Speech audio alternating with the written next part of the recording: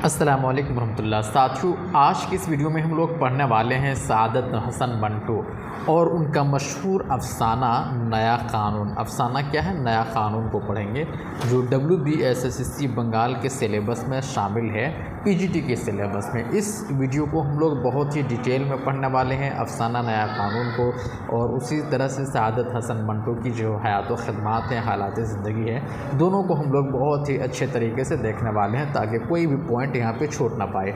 ठीक है दोस्तों, तो शुरू करते हैं ये वीडियो। सादत हसन मंटो, इनकी पैदाइश कब हुई है? 1912 में इनकी पैदाइश है और वफ़ात किया है 1955 में। ठीक है, कहाँ पैदा हुए? मंटो ज़िला लुधियाना पंजाब में पैदा हुए। मंटो कहाँ पैदा हुए हैं? ज़िला लुधियाना पंजाब में इनकी पैदाइश हुई है। इनके ख़ानदान का ताल्लुक़ कश्मीर से था। इनके ख़ानदान का ताल्लुक़ कहाँ से था? कश्मीर से था। मंटो की इब्तिदाई तालीम अमृतसर में हुई है। कहाँ पे हुई है? मंटो की इब्तिदाई तालीम जो हुई है वो अमृतसर में हुई है। आला तालीम के लिए अलीगढ़ गए। मंटो आला तालीम के लिए कहाँ गए थे? अलीगढ़ गए थे। इस तरह का क्वेश्चन पूछा जाता है, जैसा कि TGT में पूछा था। आला तालीम के लिए कहाँ गए? अलीगढ़ गए। उसी दौरान तालीम मुनक़ते करके मुलाजिमत कर ली। तालीम मुनक़ते करके क्या कर ली? मुलाजिमत कर ली। मंटो इब्तिदा में रूसी अदब से मुतासिर हुए। मंटो इब्तिदा में किससे मुतासिर हुए? रूसी अदब से मुतासिर हुए और कई रूसी कहानियों का उर्दू में तर्जुमा भी किया। कई रूसी कहानियों का उर्दू में क्या किया? तर्जुमा भी किया। ठीक है, तरक्की पसंद तहरीक के आगाज़ में वो इस तहरीक से मुतासिर हुए। तरक्की पसंद तहरीक के आगाज़ में वो इस तहरीक से मुतासिर हुए। किस तहरीक से मुतासिर हुए? सादत हसन मंटो खां तरक्की पसंद तहरीक से मुतासिर हुए, लेकिन आगे चलकर वो इससे किनारा कश हो गए। लेकिन आगे चलकर वो इससे पीछे हट गए। इब्तिदा में अखबार मसावात अमृतसर से वाबस्ता रहे। किससे वाबस्ता रहे? इब्तिदा में अखबार मसावात अमृतसर से वाबस्ता रहे। फिर हफ्त रोज़ा मुसव्विर मुंबई में मुदीर की हैसियत से इन्होंने क्या किया? काम किया। किसमें? मुसव्विर में, हफ्त रोज़ा मुसव्विर में। ठीक है, फिर आल इंडिया रेडियो से भी मुंसलिक रहे। किससे? आल इंडिया रेडियो से। कुछ अरसा फिल्मी दुनिया से भी वाबस्ता रहे। कई फिल्मों के लिए कहानियों के साथ मुकालमे और स्क्रीन प्ले भी लिखे। मुल्क की आज़ादी के बाद 1948 में वो मुस्तकिल तौर पर लाहौर चले गए। मुल्क की आज़ादी के बाद 1948 में वो मुस्तकिल तौर पर कहाँ चले गए? लाहौर चले गए। मुल्क की आज़ादी के बाद 1948 में वो मुस्तकिल तौर पर कहाँ चले गए? लाहौर चले गए। ठीक है, नेक्स्ट है तमाशा। तमाशा मंटो का पहला अफसाना था। क्या है मंटो का पहला अफसाना? क्या? तमाशा। तमाशा मंटो का पहला अफसाना था जो उन्होंने जलियांवाला बाग के सानहा से मुतासिर होकर लिखा। किससे मुतासिर होकर लिखा था? जलियांवाला बाग से मुतासिर होकर लिखा था। ठीक है, मंटो ने अफसाना निगारी में मौजू और हैयत के कई ऐसे तजुर्बे किए जो उनसे पहले अफसाना निगारों के यहाँ नज़र नहीं आते।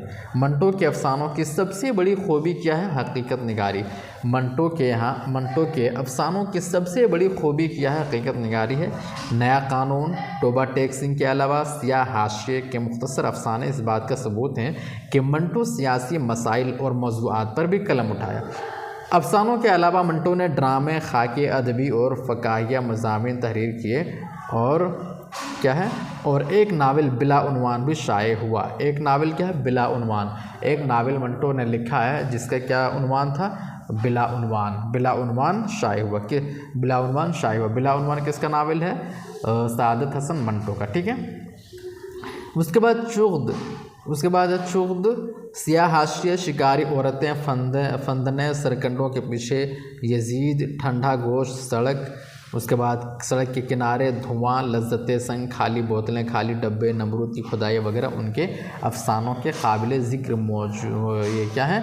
मजमुए हैं। चुग़द है, सियाह हाशिए, शिकारी औरतें, फंदने, सरकंडों के पीछे, यजीद, ठंडा गोश्त, सड़क के किनारे, धुआं, लज्जतें संग, खाली बोतलें, खाली डब्बे, नमरूद की खुदाई वगैरह उनके क्या है? अफसानों के काबिल ज़िक्र क्या है? मजमुए हैं। ठीक है, अब हम लोग पढ़ेंगे असल अफसाना मंगो कोचवान का जो नया कानून को, जिसमें मंगो कोचवान का एक अहम रोल होता है। नया कानून को पढ़ेंगे। नया कानून क्या है? मंगो कोचवान अपने अड्डे में बहुत अक्लमंद समझा जाता था। नया कानून में सबसे अहम रोल, सबसे फ़आल किरदार जो है वो क्या है? कौन है? मंगो कोचवान है। तो मंगो कोचवान अपने अड्डे में बहुत अक्लमंद समझा जाता था। गो उसकी तालीमी हैसियत सिफर के बराबर थी।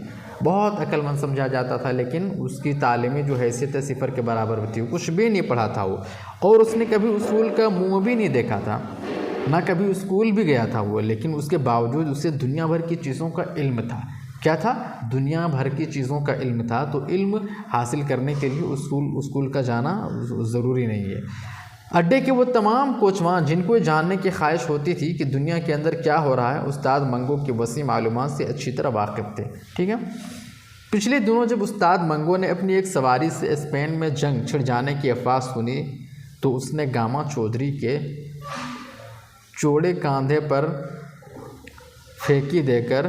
थपकी देकर क्या मुदब्बिराना अंदाज में पेशन गोई की थी कि देख लेना चौधरी, थोड़ी देर में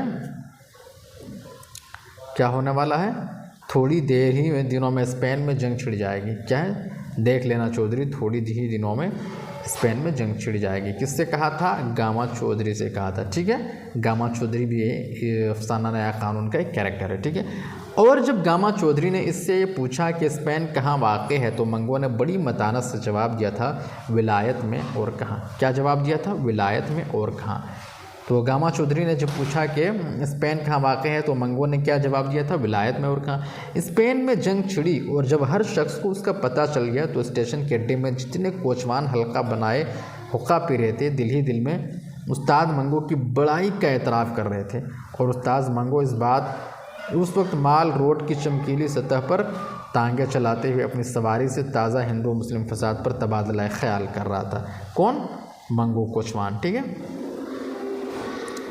उस्ताद मंगो को अंग्रेज़ों से बड़ी नफ़रत थी। उस्ताद मंगो को अंग्रेज़ों से बड़ी नफ़रत थी। किससे नफ़रत थी? अंग्रेज़ों से। और उसका सबब तो वो यह बतलाया करता था कि उसके हिंदुस्तान पर अपना सिक्का चलाते हैं। और नफ़रत होने का रीज़न क्या बताया था उसने? कि वो उसके हिंदुस्तान पर अपना सिक्का चलाते हैं और इस तरह के जुल्म ढाते हैं। मगर उसके तनफ़ुर की सबसे बड़ी वजह यह थी कि छावनी के गोरे उसे बहुत सताया करते थे। और लेकिन उसके तनफ़ुर की सबसे बड़ी वजह क्या थी? कि छावनी के गोरे उसे बहुत सताया करते थे। वो उसके साथ ऐसा सलूक करते थे गोया वो एक जलील कुत्ता है। उसके अलावा उसका रंग भी बिल्कुल पसंद न था। जब कभी गोरे के सुर्ख सफ़ेद चेहरे को देखता तो उसे मतला सी आ जाती। न मालूम क्यों वो कहा करता था कि उनके लाल झुर्रियाँ भरे चेहरे को देखकर मुझे वो लाश याद आ जाती है जिसके जिस्म पर से ऊपर की छल्ली गुलगुल कर झड़ रही हो। जब किसी शराबी गोरे से उसका झगड़ा हो जाता तो सारा दिन उसकी तबीयत मुकद्दर रहती और वह शाम को अड्डे में आकर बल मार के सिगरेट पीता या हुक्के के कश लगाते हुए उस गोरे को जी भर कर सुनाया करता। ये मोटी गाली देने के बाद वो अपने सर को ढीली पगड़ी समेत झटका देकर कहता था, आग लेने आए थे, अब घर के मालिक ही बन गए हैं। किसके बारे में कह रहे हैं? अंग्रेज़ों के बारे में। नाक में दम करके रखा है उन बंदरों की औलाद ने। यूँ रौब गांठते हैं गोया हम उनको बाबा के नौकर हैं, गोया के हम उनके बाबा के नौकर हैं। उस पर भी उनका गुस्सा ठंडा नहीं होता था। जब तक उसका कोई साथी उसके पास बैठा रहता वो अपने सीने की आग उगलता। ठीक है। शक्ल देखते हो ना तुम उसकी, जैसे कोड़ हो रहा है, बिल्कुल मुर्दार, एक धप्पे की मार और गिटपिट यूँ बक रहा था जैसे मार ही डालेगा। तेरी जान की कसम, पहल जी में आया कि मलऊन की खोपड़ी पुर्जे उड़ा दूं, लेकिन उस ख्याल से टल गया कि उस मरदूद को मारना अपनी हतक है। ये कहते थोड़ी देर के लिए वो खामोश हो जाता और नाक को खाकी कमीज़ की आस्तीन से साफ़ करने के बाद भी बुड़बुड़ाने लग जाता है। ठीक है। कसम है भगवान की उन लाट साहबों के नाज उठाते उठाते तंग आ गया हूँ। जब कभी उनका मनहूस चेहरा देखता हूँ रगों में खून खोलने लग जाते हैं। कोई नया कानून बने तो उन लोगों से निजात मिले। तेरी कसम जान में जान आ जाए और जब एक रोज़ उस्ताद मंगो ने कचहरी से अपने तांगे पर 2 सवारियां लादी और उनके गुफ्तगू से उसको पता चला कि हिंदुस्तान में जदीद आइन नाफिज होने वाला है, तो उसकी खुशी की कोई इंतहा ना रही। वह मारवाड़ी जो कचहरी में अपने दीवानी ये मुकदमे के सिलसिले में आए थे, घर जाते हुए जदीद आइन यानी इंडिया एक्ट के बारे में आपस में बातचीत कर रहे थे। सुना है 1 अप्रैल से हिंदुस्तान में नया कानून चलेगा। कब से 1 अप्रैल से हिंदुस्तान में नया कानून चलेगा? ये क्वेश्चन में आता है कि कब से इंडिया में हिंदुस्तान में नया कानून लागू होने वाला था। क्या हर चीज़ बदल जाएगी? हर चीज़ तो नहीं बदलेगी, मगर कहते हैं कि बहुत कुछ बदल जाएगा और हिंदुस्तानियों को आज़ादी मिल जाएगी। ठीक है। क्या बयाज के मुतालिक भी कोई नया कानून पास होगा? उन मारवाड़ियों की बातचीत उस्ताद मंगो के दिल में नाम काबिल बयान खुशी पैदा कर रही थी। वो अपने घोड़े को हमेशा गालियां देता था और चाबुक से बहुत बुरी तरह पीटा करता था, मगर उस रोज़ वो बार बार पीछे मुड़कर मारवाड़ियों की तरफ देखता। वो अपनी बढ़ी हुई मोछों के बाल एक उंगली से बड़ी सफाई के साथ ऊँचे करके घोड़े की पीठ पर बागें ढेली करते हुए बड़े प्यार से कहता, चल बेटा ज़रा हवा से बातें करके दिखा। मारवाड़ियों को उनके ठिकाने पहुंचाकर उसने अनारकली में देनो हलवाई की दुकान पर आज सेरही की लस्सी पीकर एक बड़ी डकार ली और मोछों को मुंह में दबाकर उनको चूसते हुए ऐसी बुलंद आवाज़ में कहा, हद तेरी ऐसी तैसी। शाम को जब वो अड्डे को लौटा तो खिलाफ मामूल उसे वो अपनी जान पहचान का कोई आदमी ना मिल सका। ये देखकर उसके सीने में एक अजीब व गरीब तूफ़ान बरपा हो गया। आज वो एक बड़ी ख़बर अपने दोस्तों को सुनाने वाला था, बहुत बड़ी ख़बर, और उस ख़बर को अपने अंदर से बाहर निकालने के लिए वो सख्त बेचैन था, लेकिन वहाँ कोई था ही नहीं। आधे घंटे तक वह चाबुक बगल में दबाए स्टेशन के अड्डे की आनी छत के नीचे बेदिली की हालत में टहलता रहा। उसके दिमाग में बड़े अच्छे ख्यालात रहे थे। नए कानून के निफाज की खबर ने उसको एक नई दुनिया में ला खड़ा कर दिया था। वो उस नए कानून के मुतालिक जो 1 अप्रैल को हिंदुस्तान में नाफिज होने वाला था, अपने दिमाग की तमाम बत्तियाँ रोशन करके गौर व फिक्र कर रहा था। उसके कानों में मारवाड़ी का ये अंदेशा क्या बयाज के मुतालिक भी कोई कानून पास होगा बार बार गूंज रहा था और उसके तमाम जिस्म में मुसर्रत की एक लहर दौड़ रहा था। ठीक है। वो बेहद मसरूर था। कौन? वो बेहद मसरूर था। ख़ासकर उस वक्त उसके दिल को बहुत ठंडक पहुंची जब वो ख्याल करता कि गोरों सफ़ेद चूहों की थथुनियाँ नए कानून के आते ही बिलों में हमेशा के लिए गायब हो जाएंगे। जब नथु गंजा पगड़ी बगल में दबाए अड्डे में दाखिल हुआ तो उस्ताद मंगो बढ़कर उससे मिला और उसका हाथ अपने हाथ में लेकर बुलंद आवाज़ से कहने लगा, ला हाथ इधर, ऐसी खबर सुनाऊं कि जी खुश हो जाए, तेरी उस गंजी खोपड़ी पर बाल उग आए। और ये कहकर मंगो ने बड़े मज़े लेकर नए कानून के मुतालिक अपने दोस्त से बातें शुरू कर दी। दौरान गुफ्तगू उसने कई मरतबा नथु गंजे के हाथ पर ज़ोर से अपना हाथ मार कर कहा, तो देखता रह क्या बनता है, ये रूस वाला बादशाह कुछ न कुछ ज़रूर करके रहेगा। ठीक है। उस्ताद मंगो मौजूदा सोवियत निज़ाम की इश्तराकी सरगर्मियों के मुतालिक बहुत कुछ सुन चुका था। उसे वहाँ के नए कानून और दूसरी नई चीज़ें बहुत पसंद थी, इसलिए उसने रूस वाले बादशाह को इंडिया एक्ट यानी जदीद आइन के साथ मिला दिया और 1 अप्रैल को पुराने निज़ाम में जो नई तब्दीलियाँ पैदा होने वाली थी वो उन्हें रूस वाले बादशाह के असर का नतीजा समझता था। कुछ अरसे से पेशावर और दीगर शहरों में सुर्ख पोशों की तहरीक जारी थी। उस्ताद मंगो ने उस तहरीक को अपने दिमाग में रूस वाले बादशाह और फिर नए कानून के साथ खलत मलत कर दिया था। उसके अलावा जब कभी किसी से सुनता कि फ़लाँ शहर में इतने बम साज पकड़े गए हैं या फ़लाँ जगह इतने आदमियों पर बगावत के इल्ज़ाम में मुकदमा चलाया गया है, तो उन तमाम वाक़यात को नए कानून का पेश खेमा समझता और दिल ही दिल में बहुत खुश होता। एक रोज़ उसके तांगे में 2 बैरिस्टर बैठे नए आइन पर बड़े ज़ोर से तनकीद कर रहे थे और खामोशी से उनकी बातें सुन रहा था। उनमें से एक दूसरे से कह रहा था, जदीद आइन का दूसरा हिस्सा फेडरेशन है जो मेरी समझ में अभी नहीं आया। जदीद आइन का दूसरा हिस्सा क्या है? फेडरेशन है जो मेरी समझ में अभी नहीं आया। ऐसी फेडरेशन दुनिया की तारीख़ में आज तक न सुनी न देखी गई है। सियासी नज़रिए के एतबार से भी ये फेडरेशन बिल्कुल गलत है, बल्कि यूँ कहना कि चाहिए कि ये कोई फेडरेशन ही नहीं है।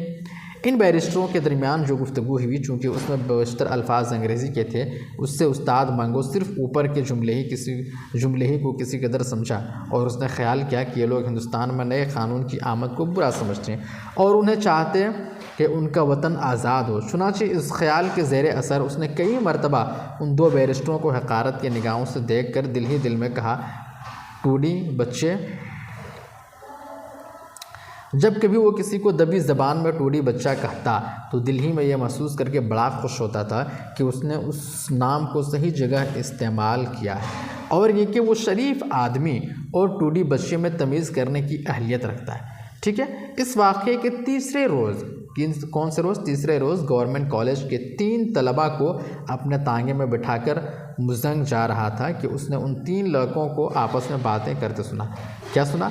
नए आइन ने मेरी उम्मीदें और बढ़ा दी। अगर साहब असम्बली के मेंबर हो गए तो किसी सरकारी दफ्तर में मुलाजमत ज़रूर मिल जाएगी। वैसे भी बहुत सी जगहें निकलेंगी, शायद इस गड़बड़ में हमारे हाथ कुछ आ जाए। हाँ, क्यों नहीं। ठीक है। अब नेक्स्ट देखते हैं क्या है। वो बेकार ग्रेजुएट जो मारे फिर रहे हैं, उनमें कुछ तो कमी होगी। उस गुफ्तगू ने उस्ताद मंगो के दिल में जदीद आयन की अहमियत और भी बढ़ा दी और उसको ऐसी चीज़ समझाने लगा जो बहुत चमकती हो। नया कानून, और वो दिन में कई बार सोचता, यानी कोई नई चीज़, और हर बार उसकी नज़रों के सामने घोड़े का वो नया साज आ जाता जो उसने 2 बरस हुए चौधरी खुदाबख्श से बड़ी अच्छी तरह ठोंक बजाकर ख़रीदा था। किससे? चौधरी बख्श से ख़रीदा था। इस साज पर जब वो नया था, जगह जगह लोहे की निकल हुई कीलें चमकती थी और जहाँ जहाँ पीतल का काम था वो तो सोने की तरह दमकता था। इस लिहाज से भी नए कानून का दरख्शां व ताबा होना ज़रूरी था। 1 अप्रैल तक उस्ताद मंगो ने जदीद आयन के ख़िलाफ़ और उसके हक़ में बहुत कुछ सुना, मगर उसके मुतल्लिक़ जो तसव्वुर अपने जहन में कायम कर चुका था बदल ना सका। वो समझता था कि 1 अप्रैल को नए कानून के आते ही सब मामला साफ़ हो जाएगा और उसको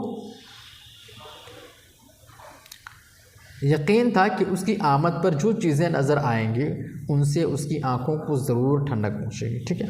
आखिरकार मार्च के 31 दिन ख़त्म हो गए और अप्रैल के शुरू होने में रात के चंद खामोश घंटे बाकी रह गए। मौसम खिलाफ़े मामूल सर्द था और हवा में ताजगी थी। 1 अप्रैल को सुबह सवेरे उस्ताद मंगो उठा और अस्तबल में जाकर तांगे में घोड़े को जोता और बाहर निकल गया। उसकी तबीयत आज गैर मामूली तौर पर मसरूर थी। वो नए कानून को देखने वाला था। उसने सुबह के सर धुंधलके में कई तंग और खुले बाज़ारों का चक्कर लगाया, मगर उसे हर चीज़ पुरानी नज़र आई। आसमान की तरह पुरानी उसकी निगाहें आज ख़ास तौर पर नया रंग देखना चाहती थी, मगर सिवाय उस कलगी के जो रंग बिरंग के परों से बनी थी और उस घोड़े के सर पर जमी हुई थी, और सब चीज़ें पुरानी नज़र आती थी। ये नई कुलगी उसने नए कानून के खुशी में 31 मार्च को चौधरी खुदाबख्श से 14.5 आने में ख़रीदी थी। कितने में ख़रीदी थी? 14.5 आने में ख़रीदी। किससे? खुदाबख्श से। ठीक है। नेक्स्ट, घोड़े के टापों की आवाज़। क्या है? घोड़े के टापों की आवाज़। घोड़े के टापों की आवाज़ काली सड़क और उसके आसपास थोड़ा फासला छोड़कर लगाए हुए बिजली के खंभे, दुकान के बोर्ड, उसके घोड़े के गले में पड़े हुए घुंघरू की झंझनाहट, बाज़ार में चलते फिरते आदमी, उनमें से कौन सी चीज़ नई थी? जाहिर है कि कोई चीज़ भी नई नहीं, लेकिन उस्ताद मंगो मायूस नहीं था। अभी बहुत सवेरा है, दुकानें भी तो सब की सब बंद हैं। इस ख्याल से उसे तस्कीन थी। उसके अलावा वो ये भी सोचता था कि हाई कोर्ट में 9 बजे के बाद ही काम शुरू होता है। अब उससे पहले नए कानून का क्या नज़र आएगा? जब उसका तांगा गवर्नमेंट कॉलेज के दरवाजे पर पहुंचा तो कॉलेज की घड़ियाल ने बड़ी रौनक से 9 बजाए। जो तलबा कॉलेज के बड़े दरवाजे से बाहर निकल रहे थे खुश पोश थे, मगर उस्ताद मंगो को ना जाने उनके कपड़े मेले से क्यों नज़र आए। शायद उसकी वजह यह थी कि उसकी निगाहें आज किसी खैरकुन जलवे का नज़ारा करने वाली थी। तांगे को दाएं हाथ मोड़कर वो थोड़ी देर के बाद फिर अनारकली में था। बाज़ार की आधी दुकानें खुल चुकी थी और अब लोगों की आमदोरफ्त बढ़ गई थी। हलवाई की दुकानों पर ग्राहकों की खूब भीड़ थी।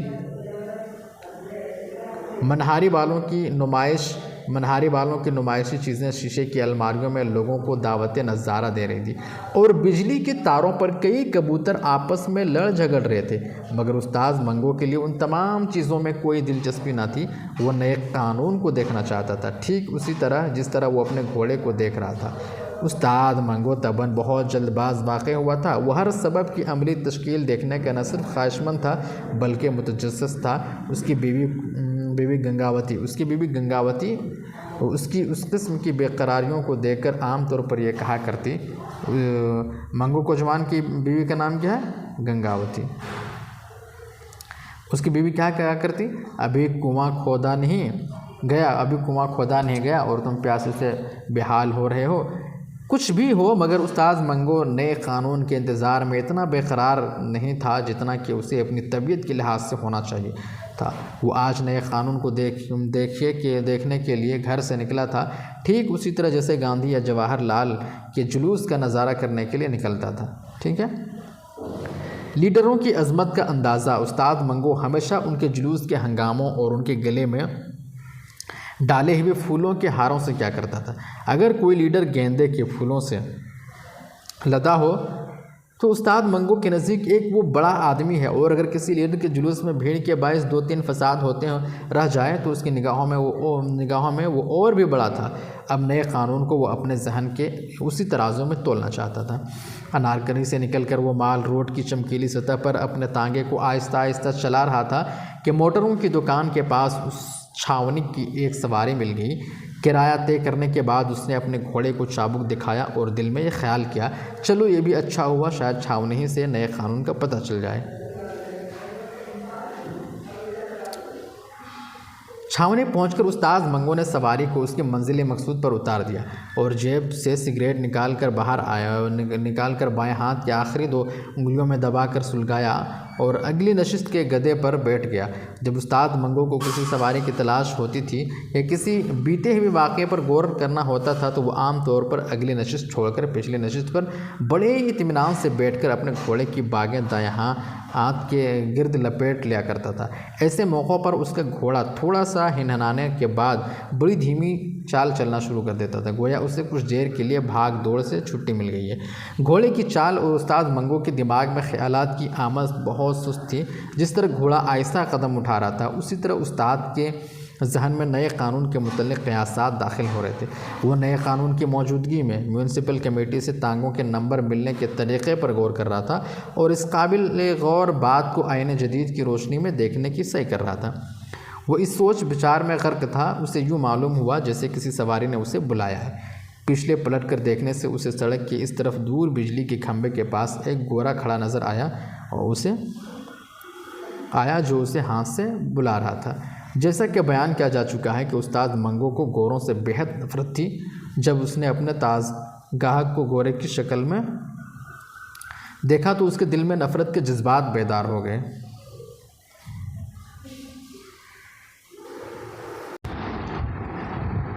पहले उसके जी में आई कि बिल्कुल तवज्जो ना दे और उसको छोड़कर चला जाए, मगर बाद में उसको ख्याल आया उनके पैसे छोड़ना भी बेवकूफ़ी है। कलगी पर जो मुफ्त में 14.5 आने खर्च कर दिए हैं उनकी जेब ही से वसूल करने चाहिए। चलो चलते हैं। खाली सड़क पर बड़ी सफाई से तांगा मोड़कर उसने घोड़े को चाबुक दिखाया और आंख झपकने में वो बिजली के खंभे के पास था। घोड़े के बागे खींचकर उसने तांगा ठहराया और पिछली नशिस्त पर बैठे घोड़े से पूछा। क्या पूछा? साहब बहादुर कहाँ जाना मांगता। इस सवाल में बला का तंजिया अंदाज था। साहब बहादुर कहते वक्त उसका ऊपर का मोछों भरा होंठ नीचे की तरफ खिंच गया और पासी गाल के इस तरफ जो मध्यम से लकीर नाक के नथुने से ठोड़ी के बालाई हिस्से तक चली आ रही थी एक लर्जिश के साथ गहरी हो गई, गोया किसी ने नोकीले चाकू से शीशम की सांवली लकड़ी में धार डाल दी। उसका चेहरा हंस रहा था और अपने अंदर उसने उस गोरे को सीने की आग में जलाकर भस्म कर डाला था। जब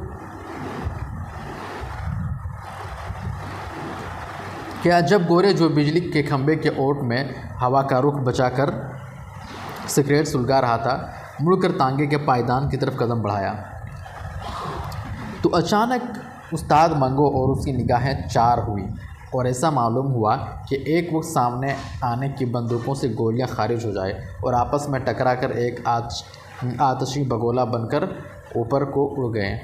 ठीक है, आगे देखते हैं। उस्ताद मंगो जो अपने दाएं हाथ से बाग के बिल खोलकर तांगे पर से नीचे उतरने वाला था, अपने सामने खड़े गोरे को यूं देख रहा था गोया उसके वजूद के ज़र्रे ज़र्रे को अपने निगाहों से चबा रहा है, और गोरा कुछ इस तरह अपने नीली पतलून पर से गैर मरई चीज़ें झाड़ रहा है गोया वो उस्ताद मंगो के इस जुमले से अपने वजूद के कुछ हिस्से को महफूज रखने की कोशिश कर रहा। गोरे ने सिगरेट का धुआं निकलते हुए कहा जाना मांगता या फिर गड़बड़ करेगा।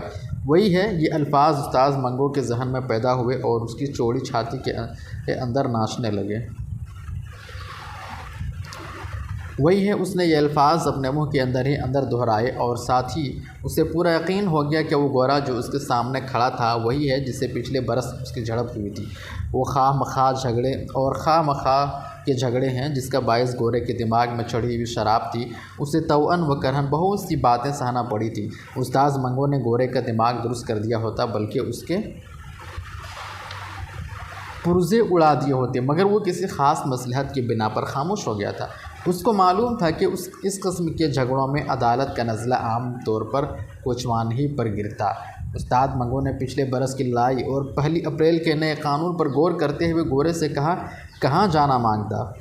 उस्ताद मंगो के लहजे में चाबुक ऐसी तेज़ थी। गोरे ने जवाब दिया, हीरा मंडी, किराया 5 रुपया होगा। उस्ताद मंगो की मोछें थर आई। यह सुनकर गोरा हैरान हो गया। वो चिल्लाया, 5 रुपये? क्या तुम? 5 रुपये? ये कहते हुए उस्ताद मंगो का दाहिना आलों भरा हाथ फेंक कर एक वज़नी घोंसे की शक्ल इख्तियार कर गया। क्यों जाते हो या बेकार बातें बनाओगे? उस्ताद मंगो का लहजा ज़्यादा सख्त हो गया। गोरा पिछले बरस के वाक़े को पेश नज़र रखकर उस्ताद मंगो के सीने की चौड़ाई को नज़रअंदाज कर चुका था।